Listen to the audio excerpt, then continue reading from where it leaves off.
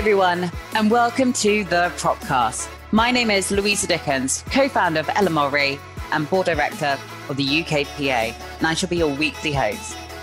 Each week for 30 minutes, we'll be connecting the VCs, prop tech startups, and real estate professionals globally, and assist in bridging that famous communication gap we all love talking about. So sit back, relax, and enjoy the show. Hi, everyone, and welcome to the Propcast. And today's podcast is on diversity and the future of tenant engagement. And today I'm fortunate enough to be joined by the wonderful Gab from Equiem. So welcome to the show. Hi, thanks for having me. Pleasure. For those who are listening, I would like to introduce you to Gab, who's leading women in the property technology space. Gab is the founding CEO of the world's leading tenant experience platform, Equiem. Gab is a passionate advocate of the power of technology to transform the global commercial real estate space. Gab relocated to expand Equiem's global presence and is now based in New York and is an integral part of the Equiem family, which consists of over 200 employees now, which is quite something since they started. Equiem is used by over 9,000 companies worldwide. They're in over 200 buildings and have, I think, over 170,000 users, if I'm correct. Yeah, that's right, Lou. Creeping up to about 180,000 now registered users.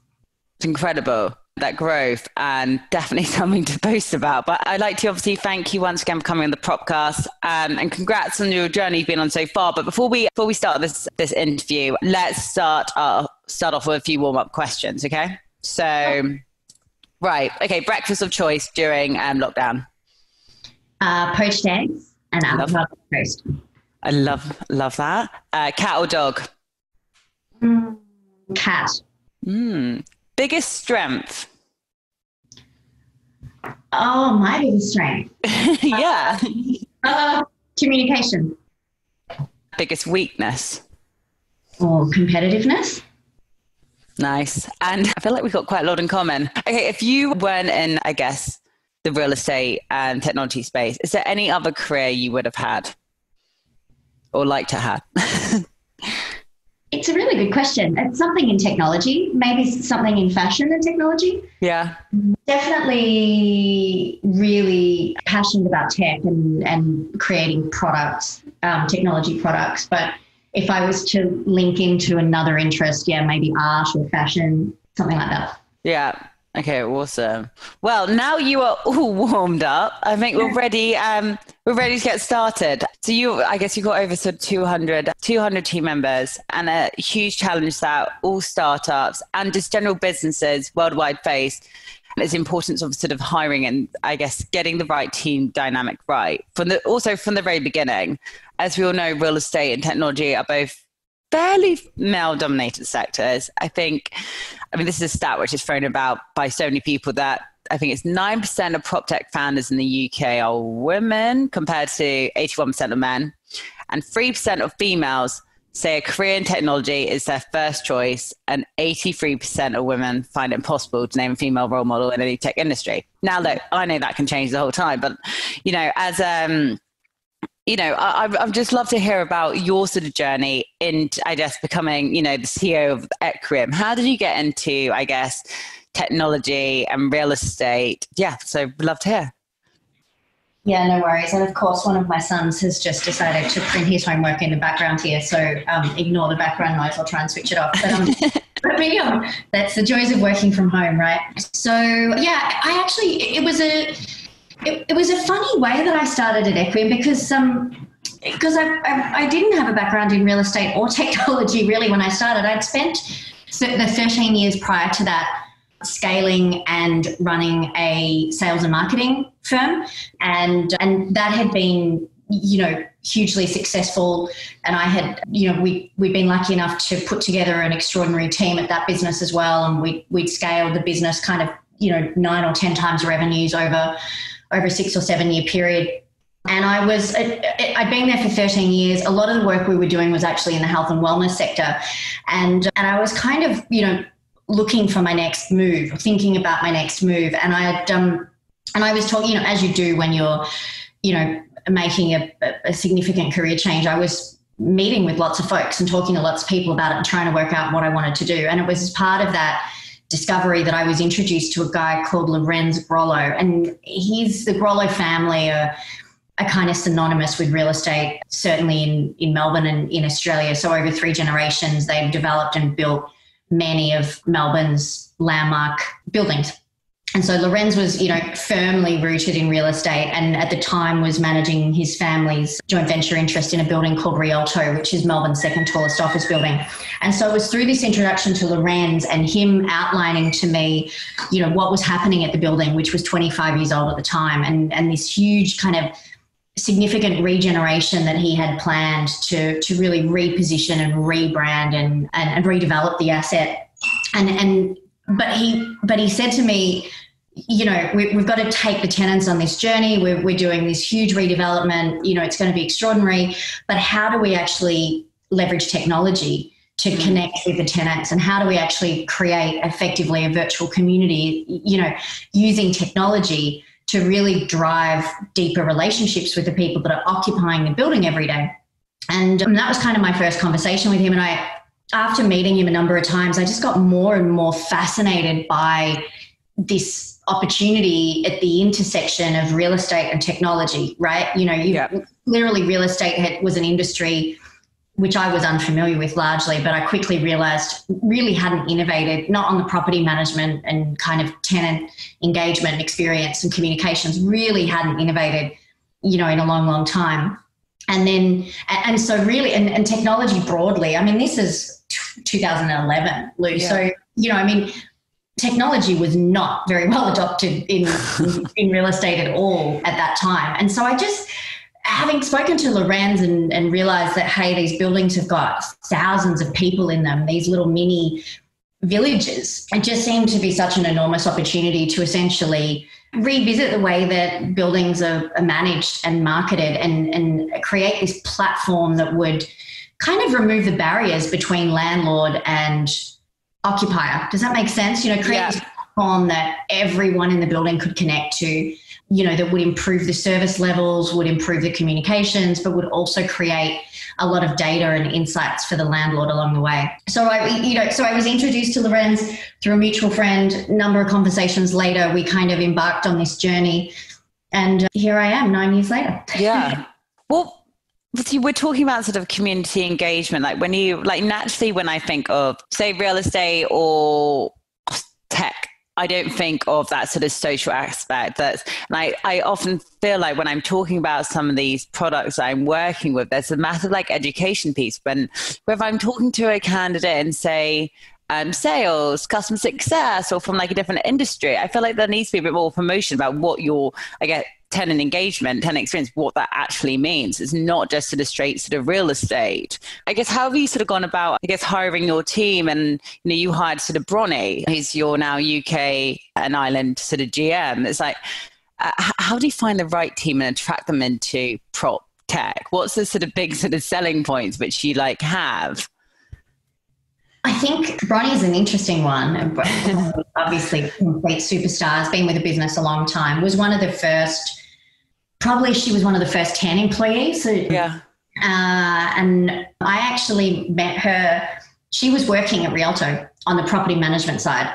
And so I think if you're in property management and you're working in real estate, there's a real appeal to come to a business like Equium that's changing things up, depending on who you are and what your mindset is. The opportunity to innovate and improve things and change things and move at pace, can be very appealing. And of course, it's much easier to move at pace in a scale up or in a technology business than it is, when you're running a huge asset, yeah. A 1 million square foot asset. The property management's naturally kind of fairly conservative and slow moving. And so I think that's one of the appeals. And we've hired a bunch of people from real estate, but it's been really important to me. It's pretty cliched, Lou, but, we typically hire for kind of attitude over attitude, always. And I think one of the things that people often observe is that there's a real commonality running through Equium in terms of culture or personality or something, and there is this kind of competitive spirit, they're just a bunch of superstars, but that kind of culture doesn't suit everyone. So I think hiring for attitude, hiring for drive, hiring for innovation, and I guess kind of people who are prepared to go above and beyond as well, because what happens in small companies is you've never, ever, ever got enough resources and you're always stretching everyone to the limit. And so that's something you kind of have to hire for as well. And you have to have people that are, effectively willing to put in discretionary effort because they want to be part of this bigger purpose and they want to be part of a growing company, as opposed to people who may be looking for something different in their company. Yeah. What I've seen, I think a lot of people love the idea of joining a startup, and you talk, finding that sort of culture, leaving that sort of big sort of corporate world, having that sort of autonomy, and they get into it and they're like, oh no, like, so this is my day-to-day job and you're asking me to do something with marketing or like events or something. You're like, yeah, run with it. Help me out. Where's the instruction manual? And it's like, so work it out. Yeah, all of that. I mean, I think it does take a certain sort of person that really loves that, because the other thing about businesses like Equium is that you get opportunities above and beyond what you would get in a big organization as well. A lot of people, the first few employees are all still with the business, which goes to show, but they've all moved up, through the business and all been given opportunities to kind of stretch themselves and grow and, expand their career development, which, sometimes you have to wait a lot longer in bigger businesses. But, I think in a business like Equium, if you're a good person and you're willing to put in discretionary effort and you can learn fast, the sky's the limit. The sky's the limit in terms of what you can do. There are no barriers. Yeah. And so for, I guess, diversity is a thing which everyone sort of talks about.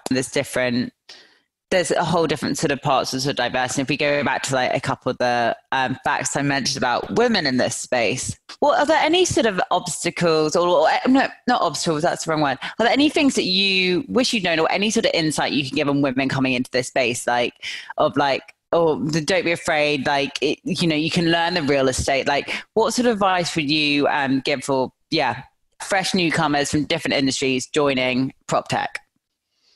Or tenant engagement specifically? So newcomers to the industry, I would say that, don't be scared. I came in knowing nothing about real estate, and we'd obviously had aspects of technology at the marketing company that I was running, but it wasn't a product company. So, I think if I can come in and being on paper hugely unqualified to do so, there are no limitations. And I think that real estate tech, hugely exciting space, lots of investment flowing into the space. A lot of companies are now starting to get, a handful of companies like Equium that have been around for a while, and some that are bigger again than Equium, like VTS and others that are really kind of quite mature. And I mean, you mentioned Yardi earlier, so there's a good spectrum of organizations at different stages. So you can find a good spot, but that it's going to be an industry where there's going to be change and growth and, a lot of innovating happening, I would say, over the next 5 to 10 years as these companies, and probably a lot of consolidation as well. I think it's going to be a pretty interesting space to be in over the next while. But don't be scared. I guess if you're a woman and you're worried about, how to get started, there's plenty of groups these days, women in real estate and a few things like that. And there's even I can't remember the name of it now, but there is a group for women in real estate tech. So there's plenty of great, amazing women doing amazing things in the space. So if you can find yourself, whether it's an official mentor or whether it's you set up a handful of coffee chats, and get your network up and running, everyone's willing to help each other out and help good people get their start. Yeah. I think a big thing is, it's just asking people, put your hand up, go ask for advice. Like, communication is everything. And if you don't ask a question, how are you ever going to sort of find the answer? I think I probably asked a bit too many questions, but hey ho.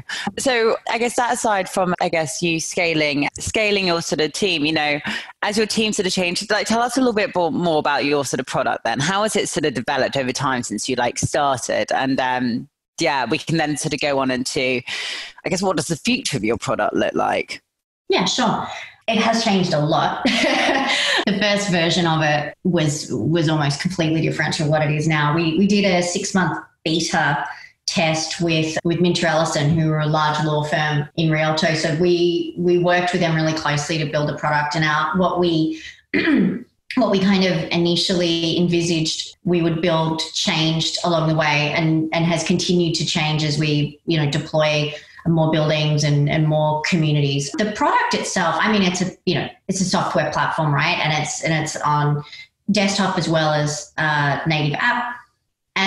But the thing about it is that it's quite adaptable and configurable for each site. So it's really a piece of technology that you tailor depending on the building in terms of which features and functions you need. Do you need room bookings? Do you want the e-commerce store so that you can integrate your retailers? Do you want to integrate your wellness center and be able to use the event management functionality to manage yoga classes or suit fittings? You know, there's a huge kind of communications aspect, and we've done a lot of work on that over the last couple of years, just because, I mean, I think it's pretty well known, but property management teams are not that adept at communicating, and that, you know, and they're busy, and it's just not their natural go-to. And so one of the things that differentiates our product is that we've actually created hundreds and hundreds of templates to just make it almost brainless for property managers who don't do this as their full-time job. They're not marketing people, you know, and they've got a million other things on their plate. So we make it as easy as possible for property managers to quickly create content and get it out to people, even quickly create newsletters, get it out to people, you know, do notifications and announcements. The other thing that's probably worth mentioning is the data and analytics aspect of our platform, Lou, which we've been investing in a lot over the last probably 3 or 4 years now, and evolving. So as you plug the platform in and launch it to your community, what's happening in the background is it's tracking not personally identifiable information. We anonymize all the, you know, names and email addresses, but it's tracking every single activity and event that a user is doing on the platform and every single interaction. And that's creating huge piles of data that then in aggregate are hugely valuable to landlords to help them make better investment decisions, help them measure tenant sentiment, you know, really help them understand, you know, what services are working best, which retailers are performing best. There's a whole lot of data that you can track to really help you manage your building, you know, a bit smarter. It seems like, every time I sort of speak to someone, we come back to the topic of data, and that general consensus data is power. And when I sort of first went into this industry, I never thought I'd actually be interested in data, or sort of, you know, say, I think I wrote a blog the other day about how data is now sexy. It's a hot topic for people to talk about, whether you're like a landlord, an investment fund. It's like, that's, you know, who controls it? You know, what can you do with it? But like you said, how do you aggregate it? The thing about real estate is, this was one of the big aha moments for me, even way back in 2011 as we were rolling this out, is just the complete absence of data in real estate prior to this. You know, Rialto had 72 names on an Excel spreadsheet. You know, the property manager, that was typical. That was advanced. You know, like that. Crazy. Building managers have got no way, without a platform like this, there's just no way to actually communicate with everyone in the building or to understand what they want. And it was just so bizarre to me but I think it comes down to real estate being so transactional. You know, no one was really thinking about the customer as the end user. And so therefore no one had ever taken kind of a B2C, you know, a business to consumer type approach to running a building. But this is what our platform allows you to do. You know, suddenly you've got 4,000 people that you can connect to in a 1 million square foot asset, not 72. And it changes everything, you know, and data is not this mysterious thing. Data is just knowing who's in your building and knowing what they want and knowing how happy they are, and, you know, knowing which retailers are popular, and all of these things are, you know, prior to having something like this, landlords are just flying blind, you know. So I kind of describe it as getting rid of the blind spots, you know, out of your asset management strategy. Yeah. And okay, so what would you say the biggest changes you've seen in the industry so far? And I guess how have you guys adapted to it since, I guess, you started in, what was it, 2011? Like, in real estate industry, Lou, or real estate tech, or a bit of both? Real estate tech. Okay. A lot more players around. We started, literally when we started prop tech and real estate tech they were not phrases. They were not a thing. There was no such category, let alone a tenant experience category. So we spent the first, 5 years while we were scaling in Australia, actually just educating people that this was a thing. We didn't really have any competition, or not significant. And it was really only as we started to scale globally into the UK and into the US. So I would say around 2017, 2018 was where we started to see kind of serious competitors emerge in our space. So, and now, we'll get invited to an RFP and they'll say, we've invited 24 others to participate, which astonishing, but is good in a way, because what it does in our category, at least in tenant experience, it kind of normalizes it, if that makes sense. So it becomes something that every building needs, and it's down to which platform or company will you choose, as opposed to, do I need this at all? So it starts to become kind of this ubiquitous thing that's, that every building has, which is good news for us. And in real estate tech generally, I'd say the same thing, like just huge amount of new players coming onto the scene. Real estate technology in the olden days was just a handful of companies, and they were big, kind of old school, fairly closed platforms. Think about, I guess, Honeywell and, even Yardi to a degree, but, you really only had a handful of big players. And now, you can't, there's a new map, like a landscape map gets published, every couple of months. Exactly. Ever changing. But that's why I think there'll be, in terms of what's coming next, I'd say almost certainly more consolidation. And it's still such a brand new industry. I mean, you kind of can't lump real estate technology and call it one thing, because there's so much variety in there. There's so many different verticals. I'm meant to be hiring this space, but I seem to get a client at a different sort of vertical every day, and it's a whole new vertical area I need to learn about. So since I guess there's new sort of players coming to market, how do you maintain your competitive edge? You seem to be constantly bringing out, a new part of your part of Equim. So what, I guess, since obviously there's been a huge amount of change in the last few months, what has your team been working on? We have been working on a couple of things. So before COVID hit, we were already working on a major upgrade. So over the last probably 2-3 years, we've been completely rebuilding our tech stack because over time you need to do that, right? So that was kind of happening in the background, and we're up to the last piece of that, which is a big upgrade to our user and company management and our ability to segment content. And so showing users content that's relevant to them in a timely way, and giving marketing managers of buildings or property managers more tools in their toolkit to get the right message to the right person in the right moment.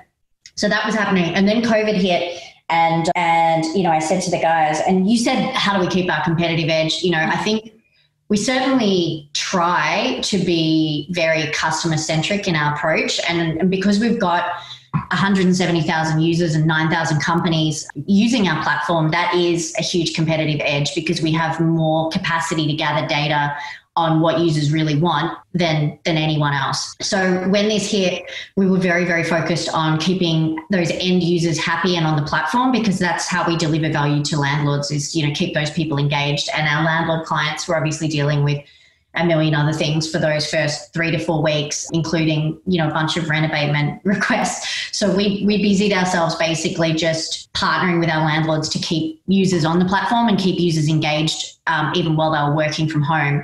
And so we launched something called Remote, and really it was just a complete pivot to move what is usually kind of all of this on-site engagement and activations and physical, events and activities to all online and online services, and trying to keep people connected and productive and healthy and well while they were isolated and in lockdown. And then so that all happened in a mad rush, and credit to my team. I joke, our other competitive advantage, Lou, is the fact that we can work 24/7, right? Because we can do this amazing relay baton change. Australia comes online, and then US and the UK, and we can literally work around the clock, which allows us to get things done really quickly as well. So our global team is just really kind of almost being brought together through this, which is amazing to watch and kind of exciting. Not that you would ever wish for a pandemic, but it's been a little silver lining, is just kind of like watching how amazing the team works together. Sort of unify and must be. And so then we've been working on how to get everyone back to the offices, right? Because none of our clients want empty offices. That's not good for business. So, but how do you do that safely, and how do you follow all those social distancing guidelines? And so we've just released our return to workplace solution, which includes a couple of really exciting new things. One of which I want to tell you about, which is called Smart. And so we've essentially launched a smart building solution to sit alongside our tenant experience platform. And it's sensor tech and data and dashboards, and the initial application comes straight from all the user surveys that we've been doing to really create a little dashboard in the app and on the desktop to show users what's actually going on in their building live. So you can look at this dashboard and see what the air quality is. You can see how many people are in the lobby. You can see how many people are in the building. And so it's like a digital twin of the lobby, right? And this is something that's hugely important to people, because we know that this is one of the things that they're most worried about in terms of returning to the office, is how long am I going to be waiting to get into the elevators, and how many other people am I going to have to come into contact with? And so we're creating this dashboard to basically show people exactly what the density and the occupancy of the building is using this new smart building platform. But we're also making it available not only to landlords, but to tenants who may want to monitor their space to see how many people are actually in their office and use the product in that way. So it's super exciting. It was something that would have been on the more medium to long-term roadmap, and this COVID-19 period has really had us operating at warp speed. And so we've been, working really hard on this and putting the right partnerships in place. We've partnered with actually a UK group called Metricus to bring this product to the market, and they're a leading, smart building provider that are doing some really great stuff. Alongside the smart product, we've also done a bunch of integrations to allow people to use the app for touchless entry, so that you can, use your app to access the building, access your office, call the elevator. And we've also launched the ability for tenants to book their arrival and exit times to the building. It sounds like your team has been bloody busy. It's been absolutely insane, Louisa. I can't even begin to tell you. And as I said to start with, it's I would never have wished for this to happen, but I honestly think that we've achieved 2 years worth of work in the last 2 months. It's been extraordinary, and I'm so proud of the team. Yeah. It's been really cool. And I think these products I'm proud of us as well, because I think that we've really listened and we've really paid attention to what our landlords want, what our users are asking for. And, hopefully we've got this kind of solution that will really be, truly valuable in this moment to get everyone back to the office safely. Yeah. And I think that's definitely on sort of everyone's agendas. I know my team, all my clients' teams, from, like I said, funds, agencies, consultancies, startups, everyone misses that human interaction in person. And like you said, landlord, everyone needs to get back. So hopefully sooner rather than later. And it sounds like Equim is sort of well equipped to help businesses do that. I guess this brings us to the end of the show, sadly, but I guess before I go, Gab, is there sort of anything else you'd like to sort of share with our audience and listeners about the best way they connect with you and sort of Equim?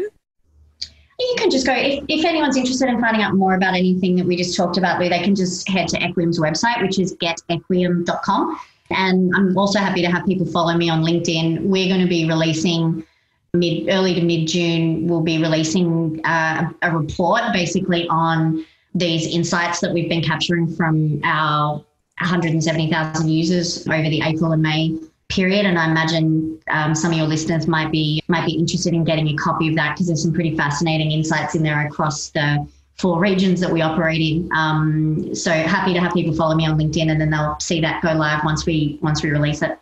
Definitely. Well, I look forward to reading that report. To wrap it up, finally, okay, one last silly question. Okay, you're hosting a dinner party, Gab. Okay, you can invite anyone. You can invite, I don't know, if you want to invite the Queen of England, whoever it is, you're allowed to invite 2 people in the world. Who would those 2 people be? I love how you actually thought that. So many people go straight in. I'm like, if I had this question asked, I'd really think about it.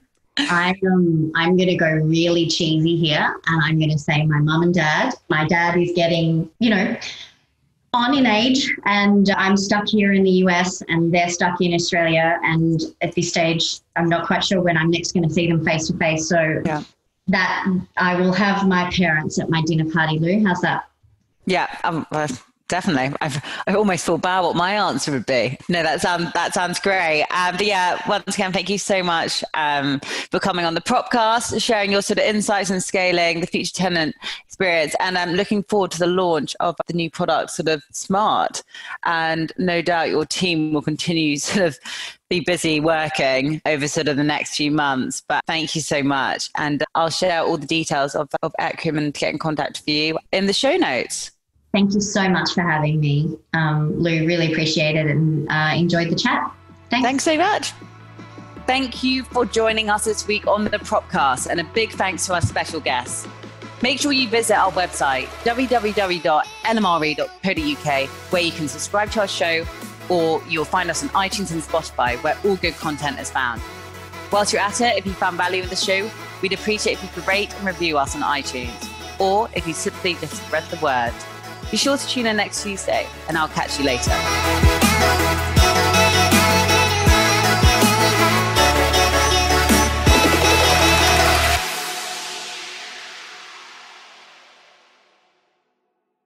You're listening to a Podcast Company podcast. This was made by Podcast Syndicator, where we help you go from start to grow to making money with your podcast. Let us help you share your message and your voice with the world. Reach out now, Jason at podcastsyndicator.com or Brett at podcastsyndicator.com to find out more. Thank you for listening, and do come back to hear nothing but the best podcasts.